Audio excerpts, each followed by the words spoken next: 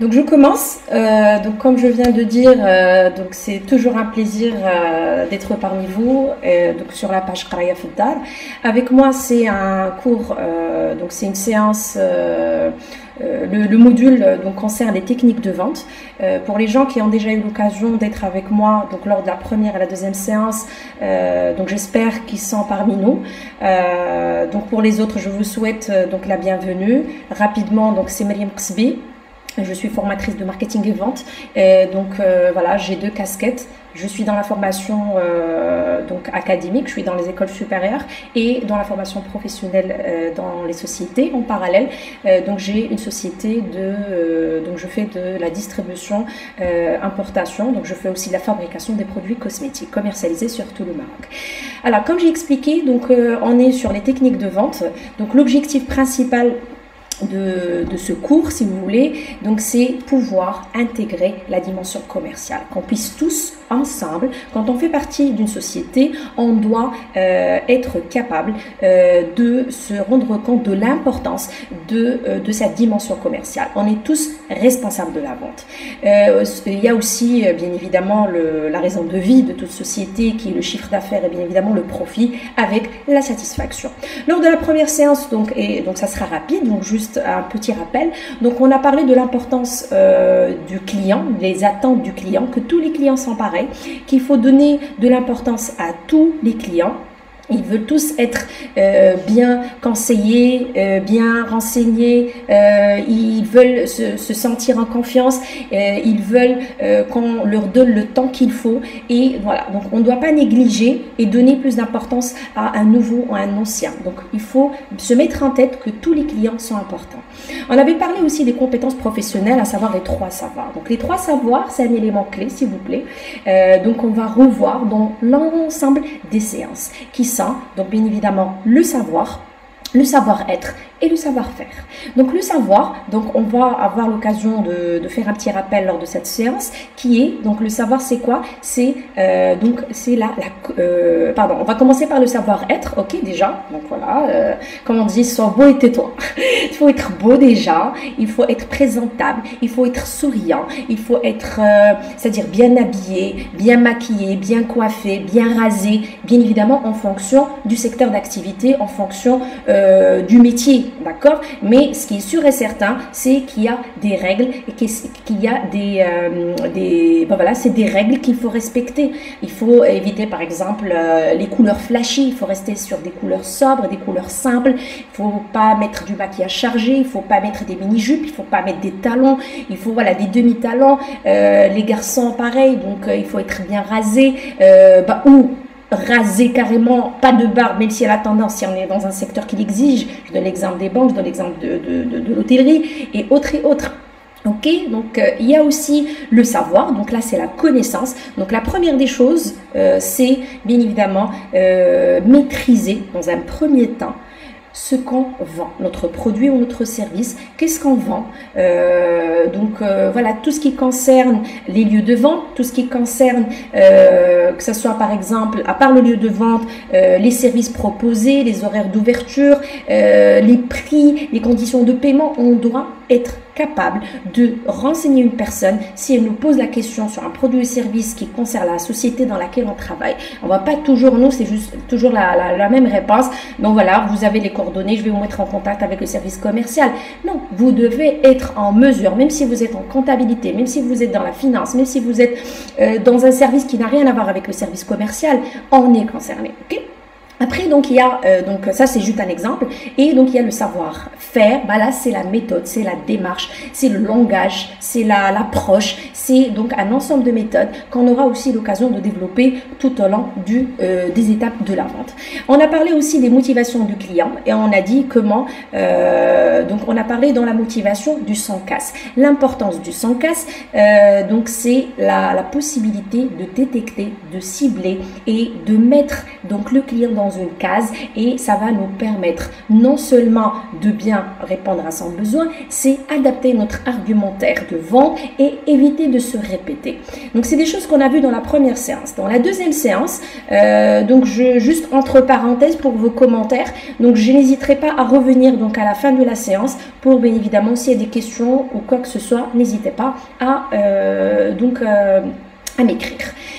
Donc dans réussir la relation de client, on a parlé de l'expérience sensorielle et l'expérience relationnelle. On a dit dans le sensoriel, un client quand il rentre dans un point de vente, c'est très important que le cadre soit agréable, que ça soit bon, qu'il fait ni froid ni chaud, les couleurs, donc tout, d'accord. Il y a aussi le côté relationnel, on va rentrer en relation, on va communiquer avec ce client et là, donc ça nécessite l'usage des sens qu'on a vu lors de la deuxième séance. On avait dit, si vous vous rappelez, pour les gens qui étaient avec moi, on a parlé de l'écoute active, s'il vous plaît, c'est très important. On a parlé de l'importance de l'observation. On a parlé de la prise de parole, donc avec toujours le sourire. S'il vous plaît, le sourire, gardez le sourire, même dans votre vie quotidienne, je le dis, je le redis, c'est très important, aussi bien pour la santé, pour le moral et pour les rides. Voilà. Donc, il y a aussi un autre point important par rapport donc au sens qui est le cœur. Donc, on doit, on a parlé lors de la deuxième séance de l'empathie. Donc, c'est important, s'il vous plaît, d'être capable de faire comprendre au client que vous ressentez, que vous pouvez vous mettre à sa place, d'accord? Donc l'empathie, c'est très important, c'est un moyen clé pour pouvoir gagner sa confiance, gagner, c'est-à-dire créer plutôt une confiance et la proximité avec votre client. Lors de la séance d'aujourd'hui, donc qui est la troisième séance, on va découvrir les étapes de vente. Comme vous le savez, donc c'est des durées de 30 à 40 minutes, certainement, on va développer plus en détail les techniques lors de la quatrième séance. Ce qui est sûr, c'est qu'on aura deux séances, la séance 3 et la séance 4, qui sera autour des étapes de vente. Avant de parler des étapes de vente, on va parler à quel moment on peut vendre. Donc, si je vous pose cette question, donc quand je pose en général, parce que la vérité, c'est un cours dans lequel il y a énormément d'interactions, énormément d'exercices, mais on s'adapte. D'ailleurs, tout à l'heure, je vais vous inviter, je vais certainement faire appel à un volontaire des gens qui nous suivent pour faire avec moi un petit exercice. Donc, pour revenir à la question, à quel moment vendre? Alors, quand est-ce que nous pouvons interagir avec notre client pour vendre?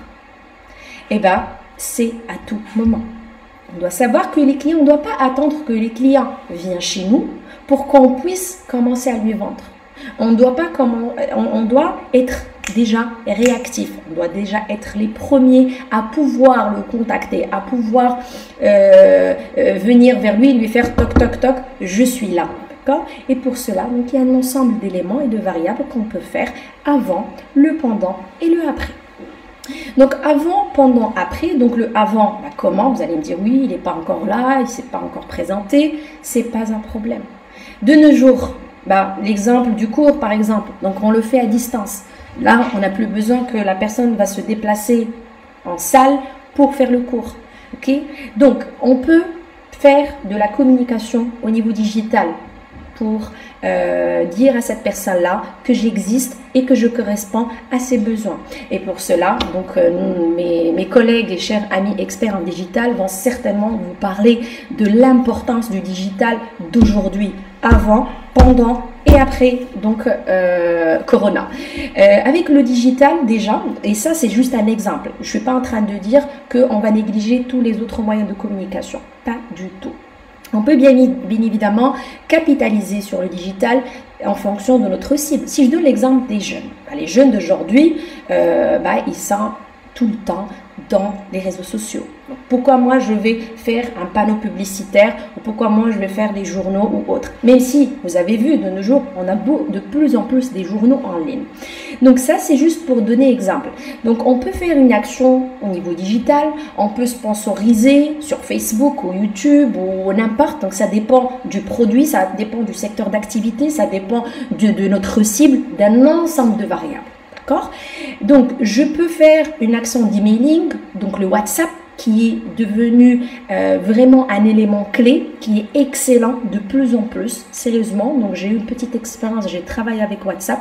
Les gens sont de plus en plus sur WhatsApp. À un moment donné, on estimait que WhatsApp n'était pas très professionnel, mais sérieusement, d'après ma petite expérience, et plus on est sur une cible jeune, maintenant, même avec les gens plus âgés, mais en tout cas pour les jeunes, le WhatsApp, ça marche très bien. Après, on peut faire bien évidemment du marketing direct, on peut sponsoriser des événements, on peut être présent dans énormément ça peut être des foires, ça peut être, donc il y a un ensemble de moyens de communication que vous aurez certainement l'occasion de voir dans des modules dédiés avec d'autres experts. Donc, du coup, avant que mon client se déplace vraiment, il doit me connaître.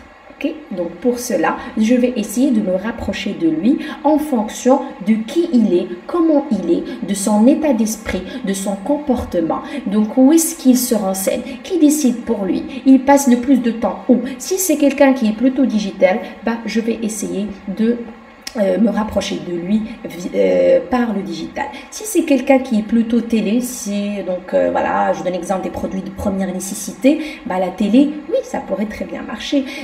Quand je parle de la radio, donc ça dépend. Donc, vous voyez ce que je veux dire. Ce qui est sûr et certain, c'est que il faut aussi compter donc les coûts des actions et la rentabilité. Voilà. Alors, donc on a le avant, on a le pendant. Donc le client nous a connus, s'est déplacé, etc. Si par exemple, je donne l'exemple de l'hôtellerie, donc avant l'arrivée du client, donc on va communiquer sur Booking, on va donc sur Internet, on va faire des actions d'emailing, donc un ensemble de choses. Il y a des promotions. Dernièrement, donc pendant les vacances, on entend beaucoup au niveau de la radio, le bouche à oreille, etc. La personne a connu donc une offre par exemple sur un hôtel X ou Y, voilà, il va appeler. D'accord? Donc, une fois il va appeler, donc je dois être capable de lui fournir l'information nécessaire et de lui faire la vente. C'est pas, quand il appelle, je ne dois pas me limiter à lui donner oui, ok, c'est ça, au revoir. Je dois essayer de le vendre et par la suite, je vais faire un travail de relance. Donc, après, il va se déplacer, on va dire que c'est bon, il a réservé sur Booking ou il a réservé sur le centre de réservation. Une fois il s'est présenté à l'hôtel, à ce moment-là, au niveau du checking, le réceptionniste doit se mettre en tête que là, il n'est pas en train de vendre une chambre ou une réservation parce que le client a déjà fait la vente. Donc, lui, ce qu'on attend de lui, c'est qu'il puisse vendre plus et de faire ce qu'on appelle de la vente additionnelle avec le upselling, le cross-selling. C'est ce qu'on va voir plus tard. Après, donc pendant le processus de vente, il s'est installé, il est dans la piscine, donc on doit essayer de le pousser à consommer plus. On doit l'inviter à participer à des excursions, au lieu de manger tout le temps dans un buffet, d'aller dans l'hôtel, dans le restaurant de l'hôtel, etc., etc. Au niveau du check-out, pareil. Donc je dois bien évidemment le remercier, etc. Mais je dois surtout donc garder un lien. Et même après son départ, donc je peux faire des études de satisfaction, je peux lui faire des relances, je peux lui envoyer un SMS pour lui souhaiter joyeux anniversaire ou autre. D'accord? Donc ce qu'il faut retenir, s'il vous plaît, à quel moment on peut vendre, c'est à tout moment. Avant l'arrivée du client, à l'arrivée du client, pendant son expérience et son parcours et bien sûr au départ et après son départ. On arrive aux étapes de la vente. Dans les étapes de la vente, donc on a l'étape 0 si vous voulez, donc ou en amont, qui est la préparation. On a donc les 7 étapes de la vente, donc qui est donc prise de contact, la découverte des besoins, l'argumentation, la gestion des objections. Il y a donc une petite erreur, pas des objectifs, gestion des objections, négociation commerciale, la conclusion et la prise de congé. Au niveau de la préparation, donc ce qu'on demande à un commercial, à toute personne qui va réaliser de la vente, c'est être prêt. Soyez prêt. Que ce soit au niveau de votre savoir-être, ça veut dire votre présentation, votre grooming. Je donne un exemple. Dans certains magasins, vous vous présentez le matin, le magasin s'est affiché ouverture 10h. À 10h, le rideau est à moitié ouvert ou c'est ouvert. Et donc les vendeurs et les vendeuses sont pas encore habillés ou sont en train de prendre le petit-déj, en train de se maquiller, en train de faire la poussière. Désolé, c'est pas bon. parce que c'est donc le premier contact avec le vendeur, et qui dit le premier contact représente 80% de la vente. Donc, s'il vous plaît, il faut être prêt. Si vous êtes dans un magasin, si c'est affiché 10 heures, à 10 heures, 10 heures, c'est 10 heures. Vous devez être prêt, avec le sourire, avec votre tenue vestimentaire, votre code vestimentaire comme signalé par Monsieur Mohamed Ait Babram, bonjour. Donc effectivement, le code vestimentaire doit être respecté et il doit être dans la préparation. C'est-à-dire, si vous avez un code vestimentaire, je donne exemple, pantalon noir et chemise blanche. Donc à 10 heures, je dois voir tous les vendeurs avec le code, avec par exemple, je sais pas, cheveux attachés, je ne sais pas. Mais au moins, donc le code vestimentaire, non seulement respecté, mais uniforme.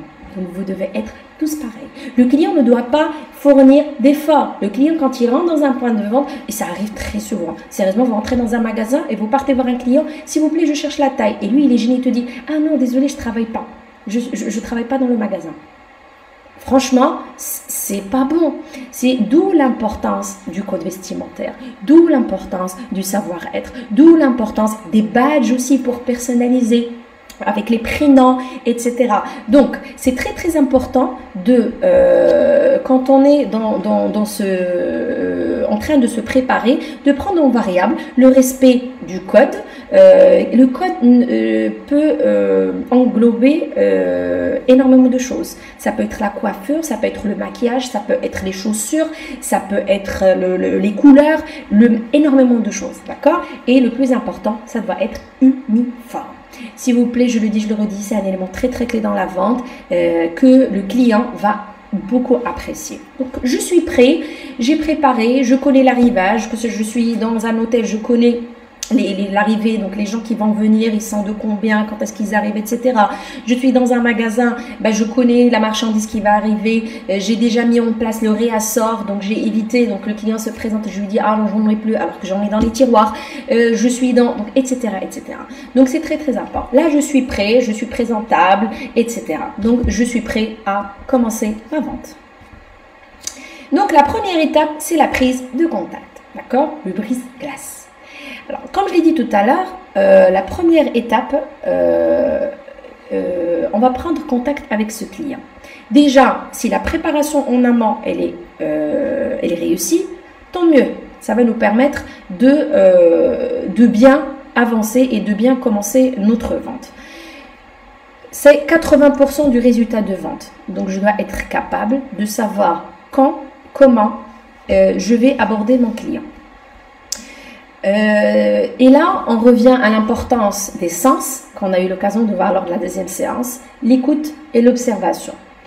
Si je suis en train d'observer mon client, donc l'observation, ça va me permettre de lire, d'écrire, de détecter, pas d'écrire, bon, de lire si vous voulez plutôt. Donc je vais essayer d'analyser, d'accord, la nature de ce client, le segment de ce client, comment il est, comment il se comporte, quelle langue il parle, de quelle nationalité. Donc ces choses sont très très importantes pour pouvoir me préparer au comment et le quand. Je donne toujours exemple dans les magasins, vous rentrez, donc il y a 4-5 vendeurs, et là, tout le monde, bonjour, bonjour, tout le monde, bonjour. Donc les clients sont gênés, d'accord? C'est très très important de faire attention, de savoir le quand et le comment.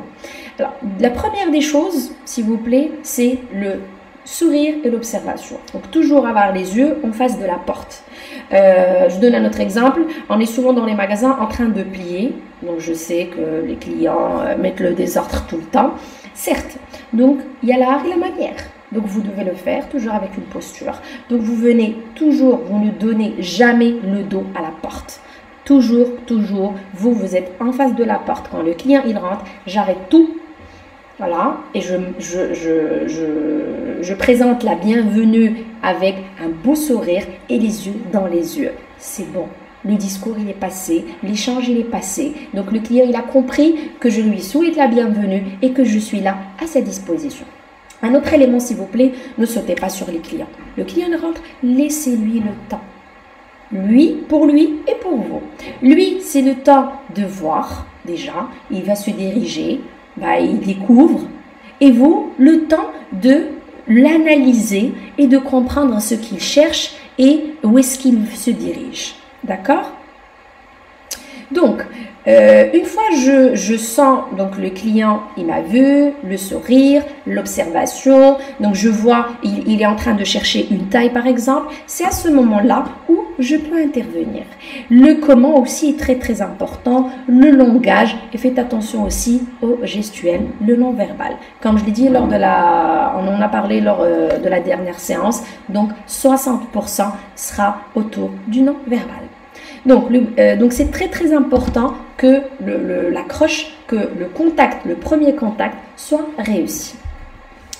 Dans le premier contact, donc il y a une règle qui est très très importante et qui est la règle des 4 fois 20. Donc on parle des 20 premiers mots, les 20 premiers pas déjà, et les 20 cm du visage et les 20 premières secondes. C'est là où tout se passe. Donc, s'il vous plaît, je le dis, je le redis. Donc, le savoir-être est important ici parce que ça va nous donner envie d'aborder et de s'approcher de ce vendeur. Ce qu'on va dire au tout début, donc les 20 premières secondes, les 20 cm du visage. Donc, évitez de vous rapprocher beaucoup. Donc, en plus, maintenant, on n'aura pas ce problème avec Corona. Donc, donc on est obligé de prendre nos distances. Mais s'il vous plaît, donc gardez donc de la distance avec votre client.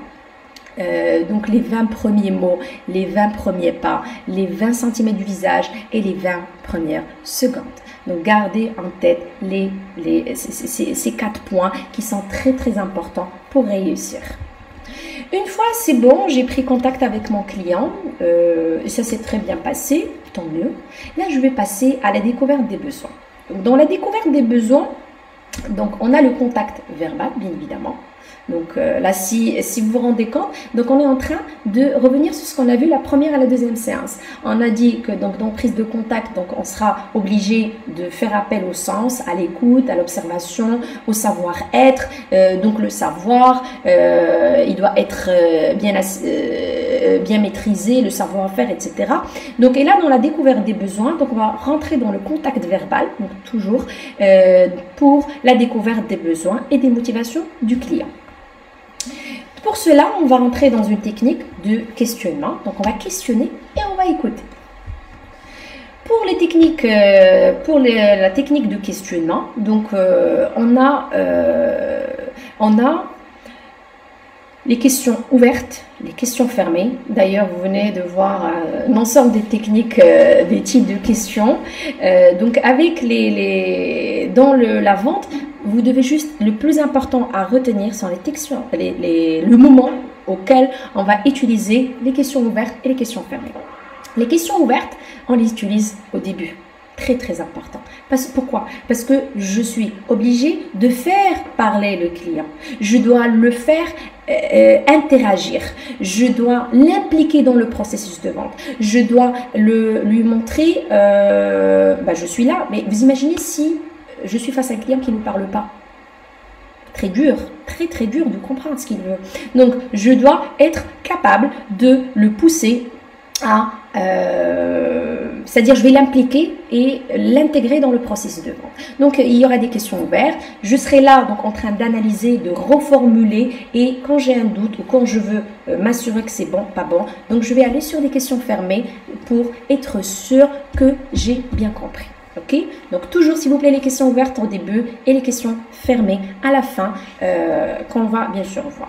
Donc technique de questionnement, donc il y a différentes questions qu'on peut utiliser, questions ouvertes, questions fermées, questions alternatives, écho et de reformulation. Question ouverte, on va ouvrir le dialogue comme je viens de dire. Alors dans la question ouverte, je donne l'exemple. Dans la vente, souvent d'ailleurs, plus que 80%, la question qu'on répète tout le temps, est-ce que je peux vous aider? Je ne comprends pas comment on pense à poser cette question. Est-ce que je peux vous aider? Qu'est-ce qui se passe? Vous venez d'arriver dans un magasin et on vous pose à la porte. Bonjour, est-ce que je peux vous aider? À 99% de la réponse, non, merci. Ou on va dire, non, je suis en train de voir. Qu'est-ce qui se passe? blocage. On ferme rideau et là vous retrouvez le vendeur, il est là avec les mains, il sait plus quoi faire. Qu'est-ce qu'il fait? Il fait comme ça, il fait comme ça. Il est gêné. Qu'est-ce que je fais? Quand est-ce que je parle? Comment je parle? Parce que on a fermé le dialogue. Okay? Donc c'est très très important d'éviter. Donc on peut plutôt la même question. Comment je peux vous aider? Et cette question, bien évidemment, doit se poser au bon moment. D'où l'importance de se donner le temps, d'observer dans un premier temps, de laisser la marge au client et ne pas le coller à l'entrée. Okay? Question fermée, c'est obtenir une réponse précise. Donc voilà, si c'est bon, donc on a discuté, on a échangé et là, je peux lui poser la question. Est-ce que c'est plutôt, je veux juste qu'il me réponde par un oui ou un non ou autre.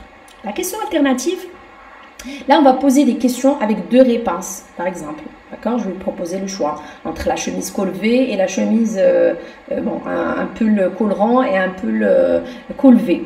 Les questions écho, donc on va obtenir plus d'informations ou plus de précision. Donc je vais essayer de formuler des questions qui vont me permettre que le client puisse me donner plus de détails. Et les questions de reformulation, bah là, on va récapituler par arriver à un accord et bien évidemment un oui, c'est ce qu'on cherche. Donc là, je vais demander, si ça ne vous dérange pas, je vais demander à quelqu'un qui nous suit, un volontaire. On va faire un petit jeu de questionnement, si ça ne vous dérange pas. Est-ce que quelqu'un peut m'envoyer un oui, ok ou volontaire? Le jeu est très simple. Donc, je vais penser à quelque chose. Normalement, on le fait en groupe, mais là, pour faire plus vite, donc je vais penser à quelque chose et vous allez devoir me poser des questions. Est-ce que quelqu'un accepterait de faire le jeu?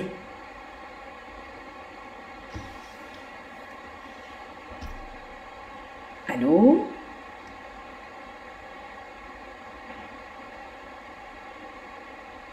En attendant que quelqu'un, je l'espère, hein, que quelqu'un puisse se porter volontaire. Donc l'idée, c'est juste de pouvoir poser des questions. Donc vous pouvez tous participer à la fois si vous voulez, donc de manière à formuler des questions ouvertes jusqu'à ce qu'on arrive à des questions fermées et que vous puissiez détecter à quoi je suis en train de réfléchir.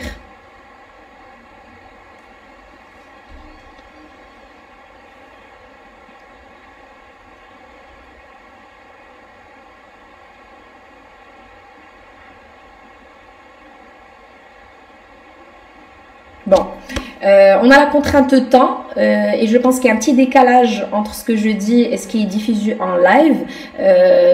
Comme j'ai expliqué, l'objectif de l'exercice était que vous puissiez poser des questions.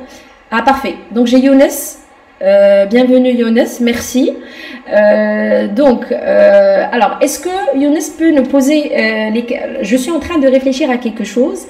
Quelle serait la question que vous poserez pour que vous puissiez... Vous pouvez le faire tous ensemble. Donc, j'ai Younes Ahmed et Younes Bilmati. Ok, parfait. Alors, donc là, je suis en train de penser à quelque chose dans ma tête. D'accord? Parfait. Oui, effectivement, Myriam, on peut le faire en groupe. Excellent. Alors, je vais penser à quelque chose. D'accord? Vous devez faire, on va considérer comme si, donc vous devez retrouver à quoi je pense. Vous devez suivre la méthode qu'on vient de voir, à savoir commencer par des questions ouvertes. Ok. Après, vous pouvez préciser par des choix et à la fin, une question fermée et vous devez trouver à quoi je pense. Allez-y. Donc, à vous. Qui va poser la première question? Moi, je vais répondre.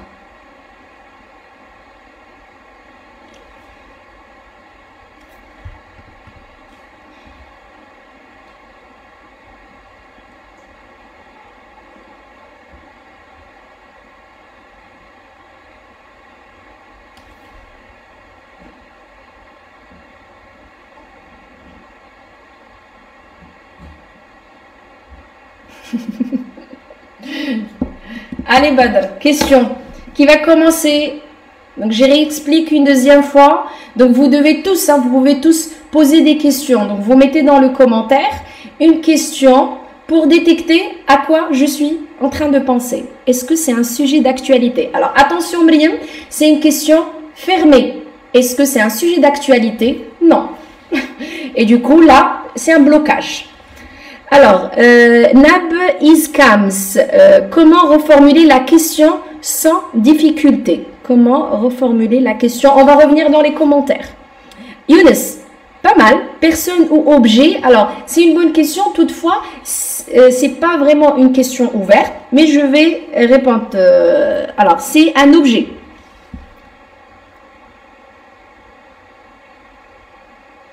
Badr, c'est un objet? Alors, oui, parce que tu as eu de la chance.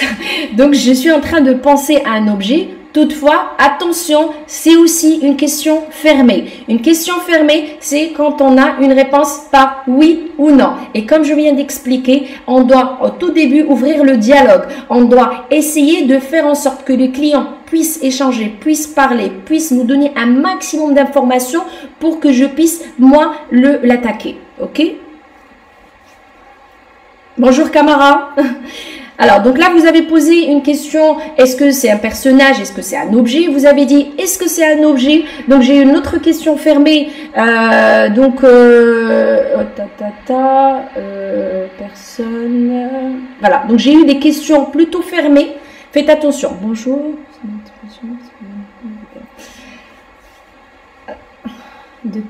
Parfait, Mariam. De quelle utilité? Donc, là, l'importance de l'observation au d'écoute. Là, vous êtes en train de m'observer. Coucou, je suis là. Vous êtes en train de m'écouter et on est en train de lire ensemble. Donc, vous m'avez dit, Mariam, de quelle utilité? Tout à fait.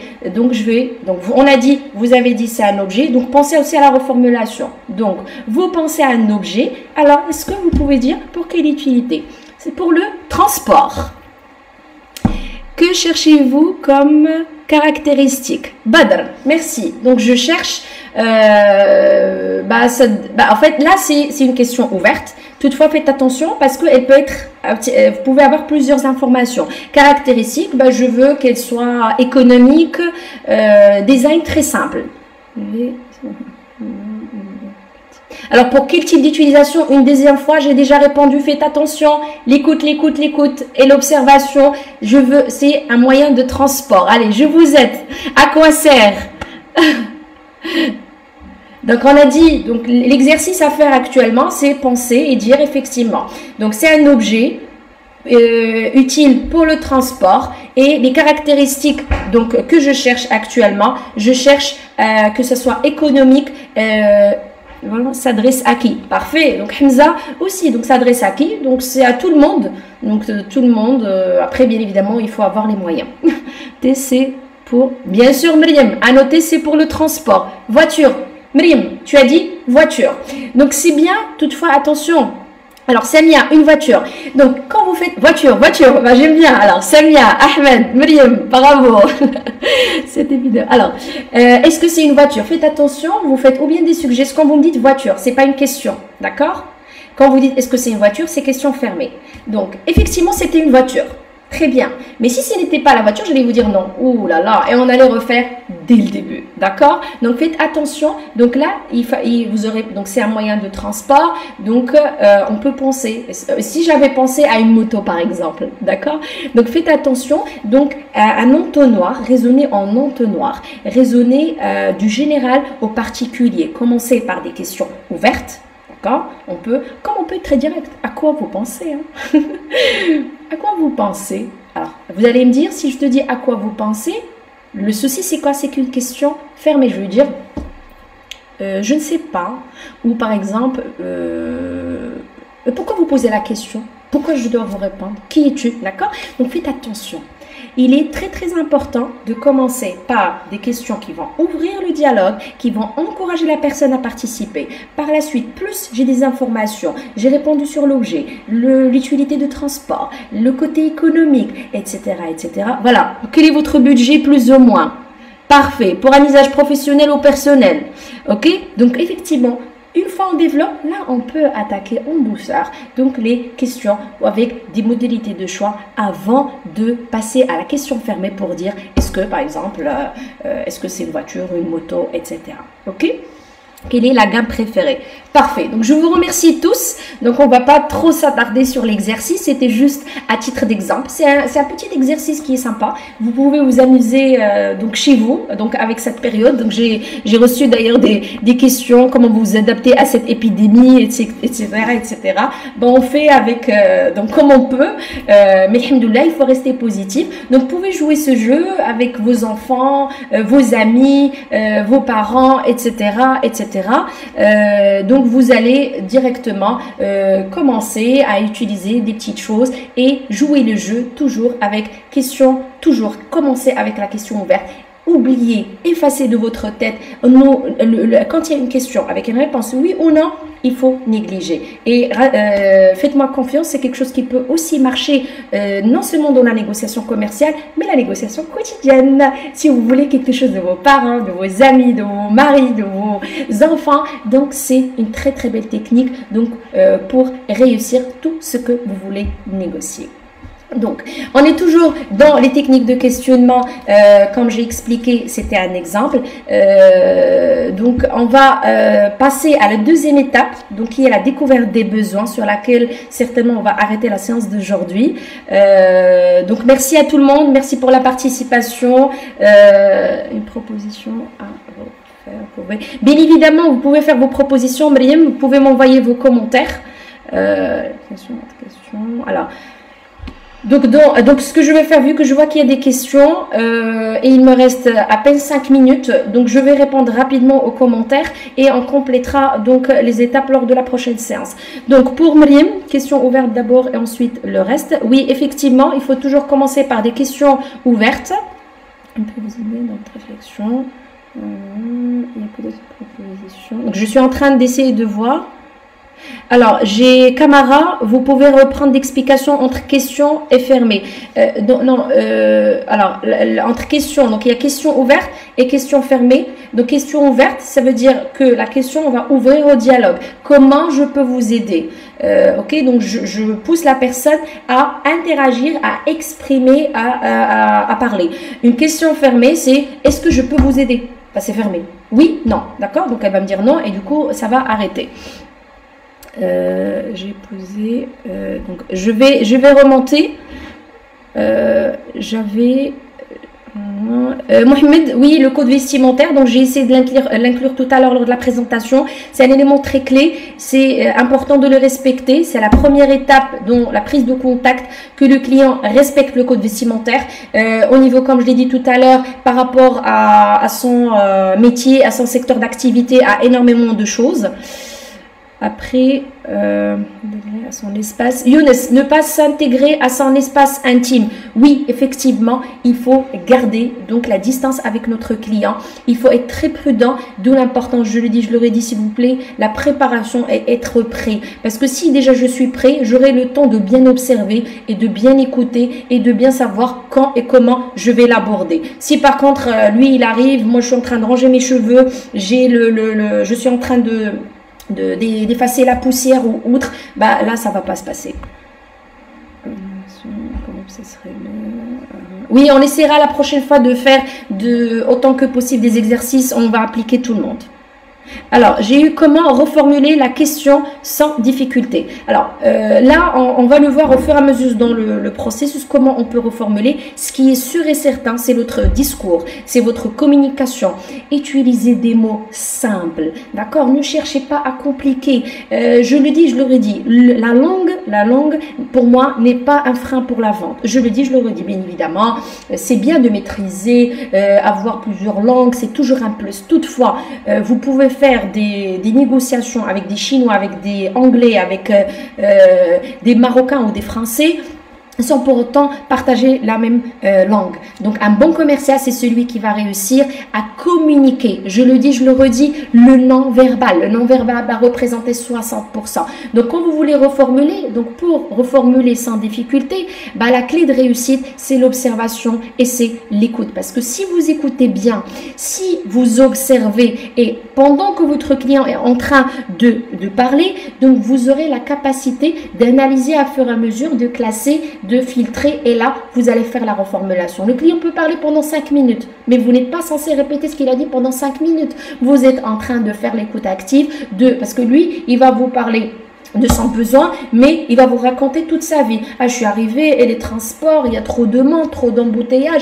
et voilà, et blablabli. Il va vous raconter ses problèmes, etc., etc. Donc, s'il vous plaît, faites attention. L'écoute, camarade, c'est très, très important. Donc, si vous écoutez bien, si vous observez bien, si vous faites un travail de synthèse et d'analyse pendant que le client, il est en train de parler, et ça, c'est avec l'expérience, on l'apprend au fur et à mesure, on le fait de plus en plus, plus rapidement, et donc, bien évidemment, on va reformuler, on doit être précis, on doit aller au but, direct à l'objectif. Et vous inquiétez pas, on aura l'occasion de le faire ensemble. Bienvenue, comment je peux vous aider? Ouvert, fermé. Donc merci. Donc voilà. Transport. J'ai reformulé. Quel est votre budget? Mohamed, oui, on pourrait bien évidemment, Mohamed, donc on peut commencer par, donc on ouvre le dialogue par l'actualité après. Alors, pour l'actualité, ça dépend quand vous dites actualité, quelle actualité? Parce que ça dépend des gens. Est-ce que c'est une maman avec 2 enfants? Sérieusement, je ne pense pas qu'elle sera très intéressée par l'actualité. Après, peut-être qu'il y en aura. Ça dépend du contexte, ça dépend de la personne qui est en face. Et c'est ça qui est sympa dans la vente. Un commercial, il va pas, je l'ai dit lors de la première séance, on ne se fatigue pas, d'accord? Donc chaque jour on est face à des personnes différentes, chaque jour on pratique, chaque jour on détecte, on analyse, chaque jour on essaye de convaincre et de détecter le besoin, etc. Et chaque jour on essaie de satisfaire beaucoup plus et de vendre beaucoup plus, parce que la principale raison c'est le chiffre d'affaires, c'est le salaire fin du mois et c'est notre commission. Donc voilà.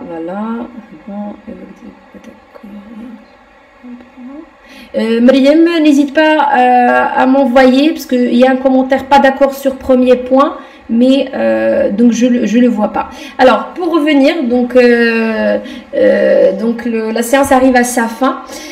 Donc comme j'ai dit, donc les étapes de la vente, donc on va revenir lors de la prochaine séance. Je vous donne rendez-vous le mercredi prochain, toujours même heure, 11h. Donc les lives sont disponibles par la suite au niveau de notre chaîne YouTube Qaraya Fiddar. Donc comme je viens de le dire actuellement, donc quand on parle des étapes de la vente, donc on est sur un ensemble d'étapes, d'accord? Gardez en tête aussi que ces étapes, c'est général, ok? Ça va être applicable pour tout secteur d'activité, pour tout produit. Après, ce qui change, c'est la personne en elle-même, c'est la réactivité, c'est la démarche, c'est la méthode, c'est le savoir-faire, c'est l'expérience, c'est la capacité à analyser et être rapide à comprendre et à détecter, c'est la capacité d'avoir la possibilité de lire le client. Avec l'expérience, je peux vous dire qu'il y a des commerciaux avant que le client ne s'exprime et ne parle, il n'a même pas besoin de lui poser ni questions ouvertes ni questions fermées. Et je l'ai dit lors de la première séance, je le dis encore, je vais le dire tout le temps, rapprochez-vous des commerciaux s'il vous plaît. Quand vous êtes dans vos stages, quand vous travaillez dans des sociétés, rapprochez-vous des commerciaux qui ont de l'expérience, qui ont une longue expérience terrain. Observez et vous allez voir. Donc l'expérience est très très importante. Toutefois, on peut bien évidemment démarrer tout petit.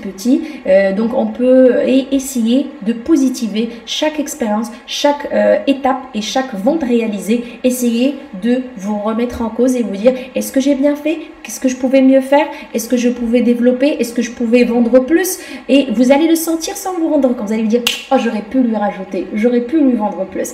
D'ailleurs, lors de la prochaine séance, on aura l'occasion de parler beaucoup plus en détail de la vente additionnelle, comme je l'ai dit tout à l'heure, du upselling et du cross-selling, qui est vraiment 2 éléments importants qui vont permettre de développer le panier moyen. Je vous donne rendez-vous mercredi à 11h. Donc, bonne semaine. Au revoir.